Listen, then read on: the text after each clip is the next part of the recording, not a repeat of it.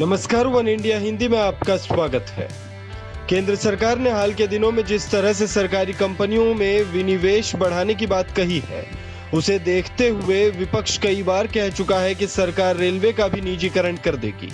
मंगलवार को रेल मंत्री पीयूष गोयल ने लोकसभा में रेलवे के निजीकरण को लेकर लगाई जा रही सभी अटकलों पर विराम लगा दिया।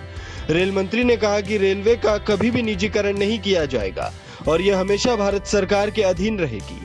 लेकिन पीयूष गोयल ने यह भी कहा कि कभी किसी ने यह नहीं कहा कि सड़कों पर सिर्फ सरकारी गाड़ियां ही चलनी चाहिए।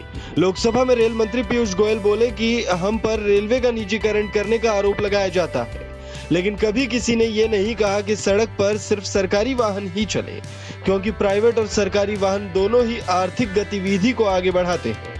रेल मंत्री ने सदन में कहा कि रेलवे में प्राइवेट इन्वेस्टमेंट का स्वागत किया जाना चाहिए, इससे सुविधाओं में सुधार होगा।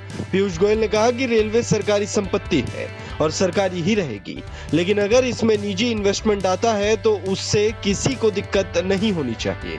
रेल मंत्री ने कहा कि आज रेलवे स्टेशन पर वेटिंग रूम चाहिए, एस्केलेटर चाहिए और कई ऐसी सुविधाएं चाहिए, तो उनके लिए निवेश की जरूरत पड़ेगी ही। हमने करीब 50 ऐसे रेलवे स्टेशन का चयन किया है जिनका निर्माण मॉडर्न तरीके से किया जा रहा है। इस खबर में फिलहाल इतना ही। तमाम अपडेट्स के लिए बने रहिए वन इंडिया हिंदी के साथ।